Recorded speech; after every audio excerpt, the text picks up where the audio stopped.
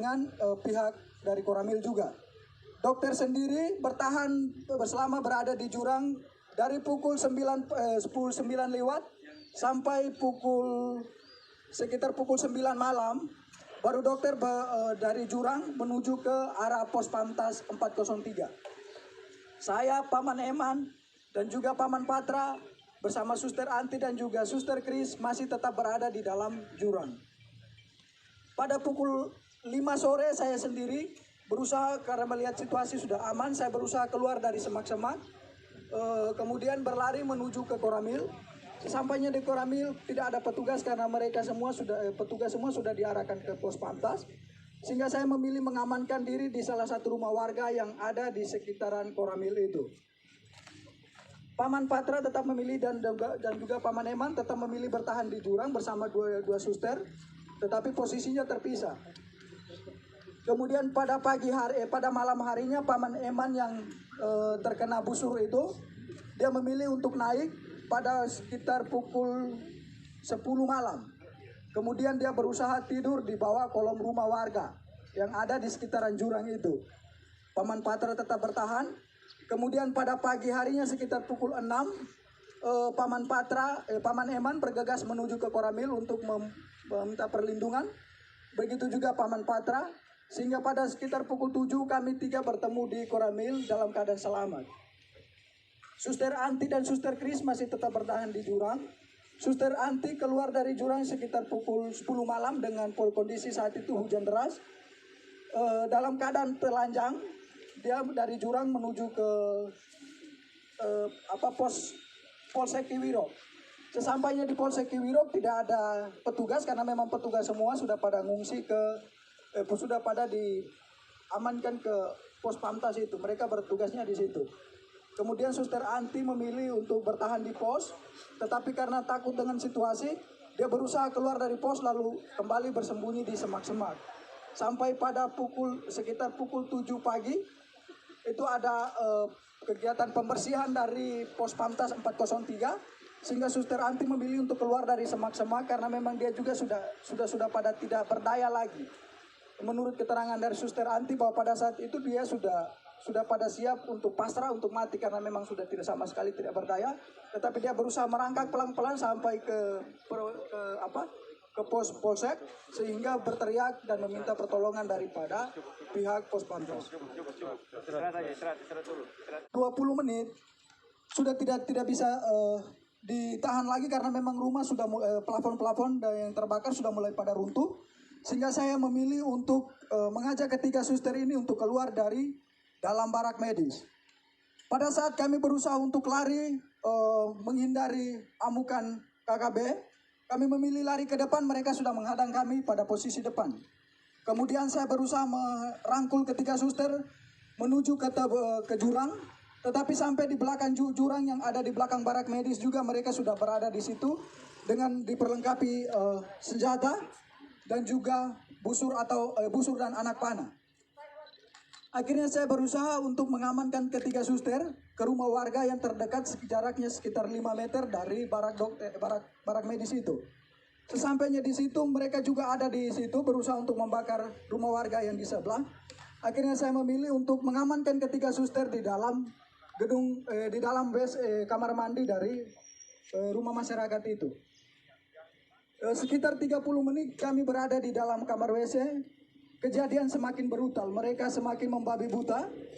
Memanah teman kami Paman Emanuel Abi.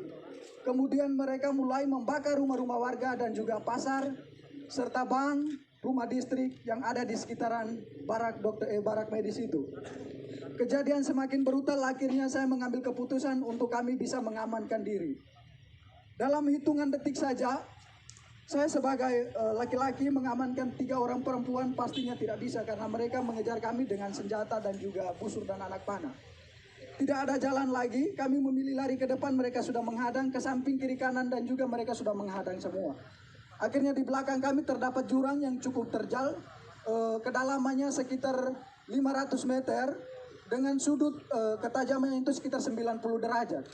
Tanpa berpikir panjang, saya bertanya kepada ketiga suster itu bagaimana kita harus mengamankan diri.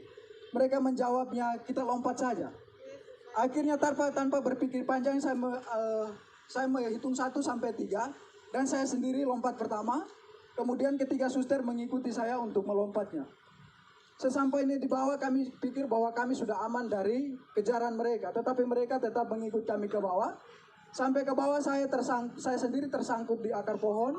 Kemudian ketiga suster yang lainnya, yang satunya suster Kris tersangkut di pohon juga. Suster Ella tersangkut di antara semak-semak. Kemudian suster Anti dia melompat jaraknya sekitar 150 meter ke kedalaman jurang ini gitu. Dan dia juga tersangkut di semak-semak. Mereka terus mengikut kami ke bawah 3 dan saya sendiri lompat pertama. Kemudian ketiga suster mengikuti saya untuk melompatnya.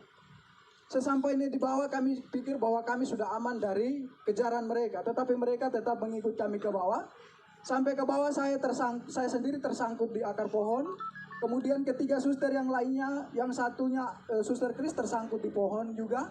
Suster Ella tersangkut di antara semak-semak. Kemudian suster Anti dia melompat jaraknya sekitar 150 meter ke kedalaman jurang ini gitu. Dan dia juga tersangkut di semak-semak. Mereka terus mengikut kami ke bawah, kemudian mendapati suster Anti di bawah. Kemudian mereka naik, dapat lagi suster Ella yang sekarang sudah ada di almarhum. Kemudian mereka dapat lagi suster Kris. Saya sendiri mereka tidak dapat karena saya sembunyi di antara tebing dan juga akar-akar. Kemudian mereka mengumpulkan ketiga suster ini. Kemudian mereka semakin membabi buta. Mereka mulai menelanjangi suster dengan tidak membuka pakainya secara sopan, tetapi mereka menelanjangi dia dengan parang tajam atau parang, langsung dipotong saja pakaian mereka, mulai dibuka dari baju sampai celana dalam semuanya. Mereka tiga ditelanjangi, kemudian mulai dianiaya secara tidak manusiawi. Paha mereka ditikam, muka mereka ditonjok, kemudian minta maaf tetapi kemaluan mereka ditikam juga dengan parah. Kejadian semakin brutal karena jumlah mereka semakin banyak.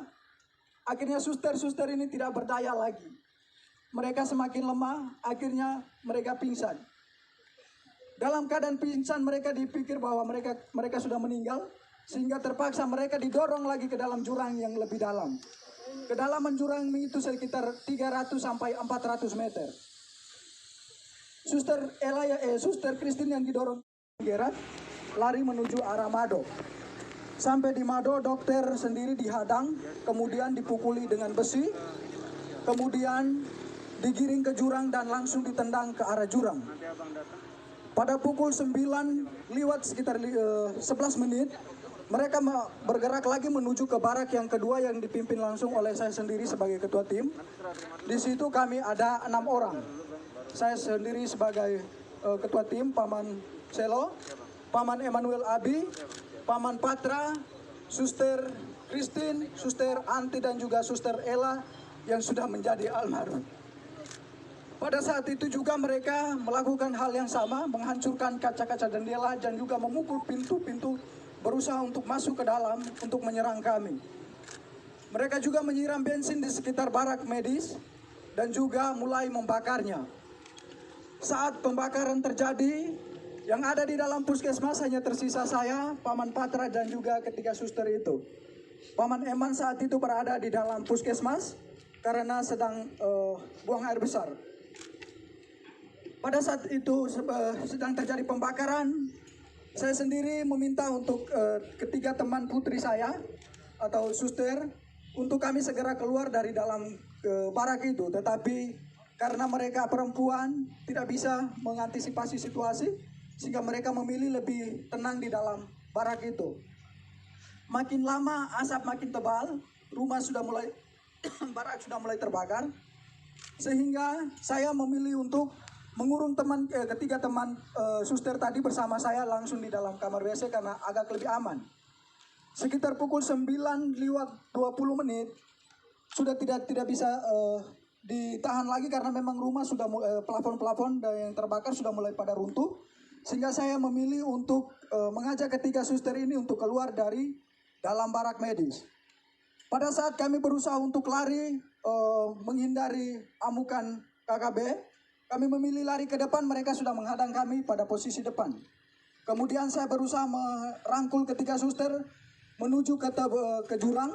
Tetapi sampai di belakang jurang yang ada di belakang barak medis juga mereka sudah berada di situ dengan diperlengkapi senjata dan juga busur dan anak panah. Akhirnya saya berusaha untuk mengamankan ketiga suster ke rumah warga yang terdekat jaraknya sekitar 5 meter dari barak medis itu. Sesampainya di situ mereka juga ada di situ berusaha untuk membakar rumah warga yang di sebelah. Akhirnya saya memilih untuk mengamankan ketiga suster di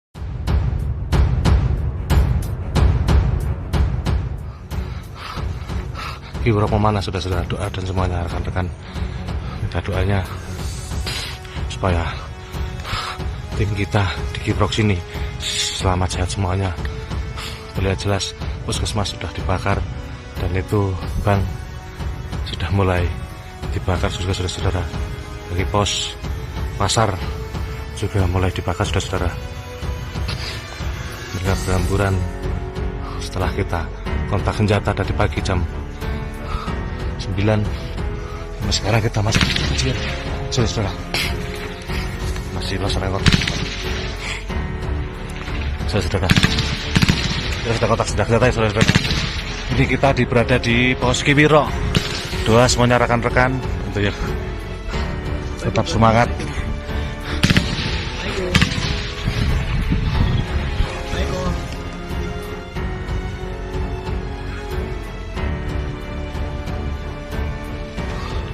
Saudara-saudara, terlihat kampung-kampung sudah dibakar.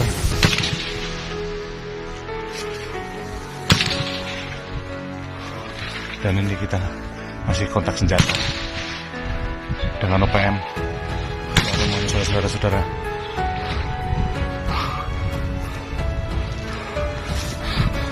sebelumnya laporan dari Kopral Ambon.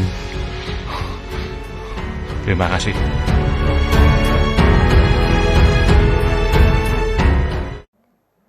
Kelompok kriminal bersenjata atau KKB diketahui kembali berulah melakukan aksi kriminal pada Senin 13 September 2021. Mereka menyerang dan membakar puskesmas Kiwirok di distrik Kiwirok, Kabupaten Pegunungan Bintang, Papua.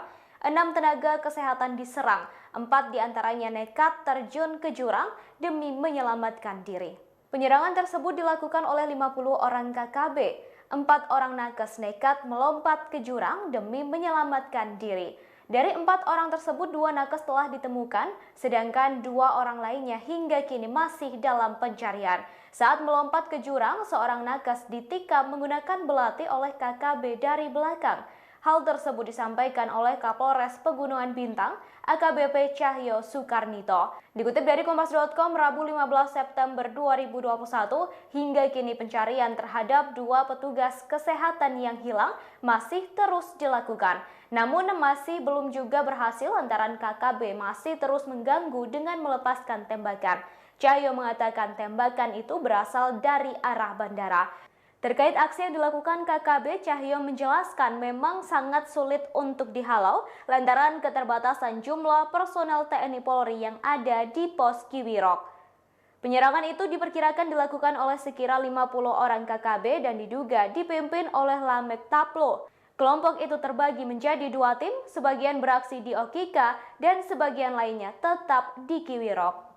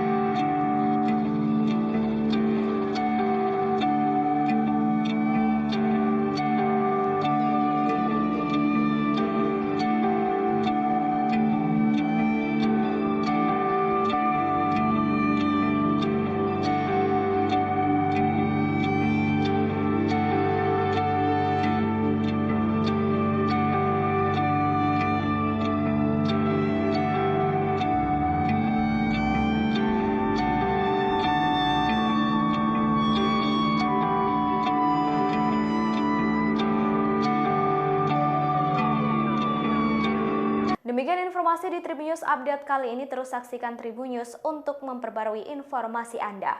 Terima kasih sudah nonton. Jangan lupa like, subscribe, dan share ya.